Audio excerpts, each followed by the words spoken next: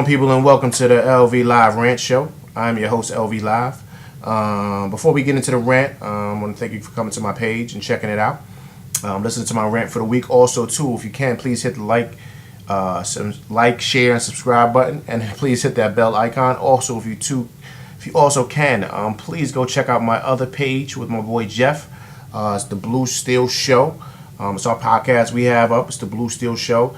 Please go over there and check out that page. We have about 9 shows up right now. We're working on number 10 this week. So please, if you can, go check that out. Hit the like, subscribe, and share button. And hit that bell icon if you like the show. If you dislike it, hit that, and do the same thing here with this rant. Truly appreciate it, and I just thank you for coming to my page and checking it out. But with all that being said, let's get straight to it. The USC Trojans have just landed a big time get. And people, this is not a 5-star recruit I'm speaking of. This is a coaching hire. USC has hired Kliff Kingsbury. I think that's how you pronounce his last name. I think it's Kingsbury or Klingsbury. I'm unsure. I apologize. I don't mean to butcher his last name. But what he is an offensive guru. And this is a bigger get than Clay Helton has ever signed. I mean, honestly, I think this is bigger than him winning the Rose Bowl. This is him bigger than winning the Pac-12. This is bigger than all that. I think what this has done is this has given him a lifeline. A lifeline. Because now the USC fans can have some hope, like myself, in the up-and-coming future for the team going forward. If Clay Helton can take his hands off of the keys and give them to Kliff. If he does that, we're great. If he still micromanages or does whatever he does, they're going to be in trouble. But I really, honestly, truly think that in order for them to get Kliff, I don't think, I think there was parameters put in place. I think he pretty much was given all autonomy. He pretty much just has the free reins to do whatever he wants. And I think the air raid is coming to SC. The air raid, people.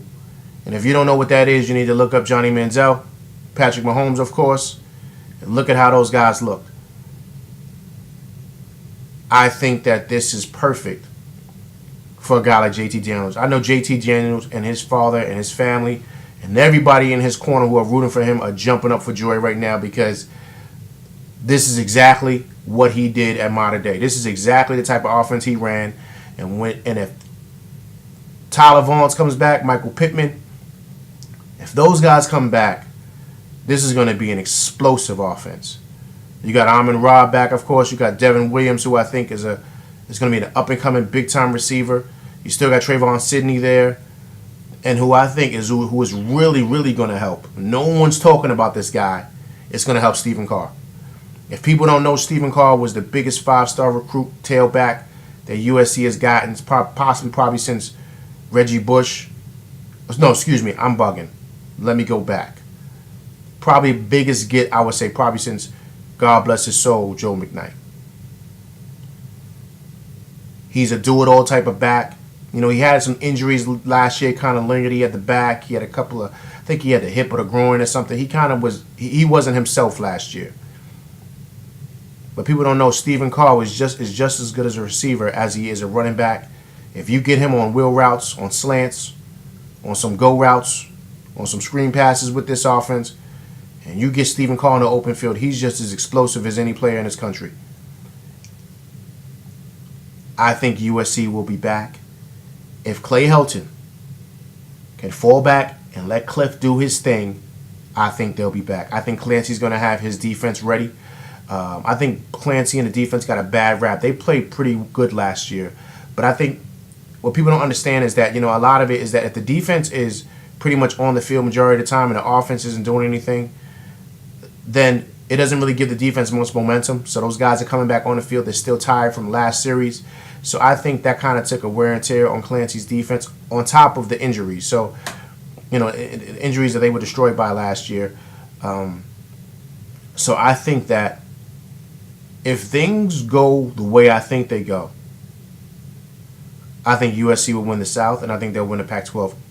As we all know, which is a weak Pac-12. And I think they'll be back next year. I think they really will. They have too much talent to not be back. And now with them hiring a guy like this, I think this is Clay Helton pretty much letting it be known that he hears our cries. He hears the issues that we're having, and I also see Lynn Swan's writing on the wall with this too. I think he probably told Clay, "Listen, man, you better go out there and do something and do it fast." And this was a big splash that USC just made. But I also think that this sends shockwaves through the recruiting scene. I think this is kind of a eye opener for guys like Brew McCoy, Kyle Ford, all those big time wideout recruits and other wideout recruits coming out. I think they're all licking their chops because now they know exactly the type of offense that USC is going to be running. So all those receivers, all those running backs, even people from different states who are from out of state, from the South, SEC country, they see a guy like Kliff going to USC, and all those guys kind of wanted to go to USC, but they weren't sure where USC was going to be. It might be too far from home. But with them getting Kliff Kingsbury, I think now the offense is so wide open, and with a guy like JT Daniels, because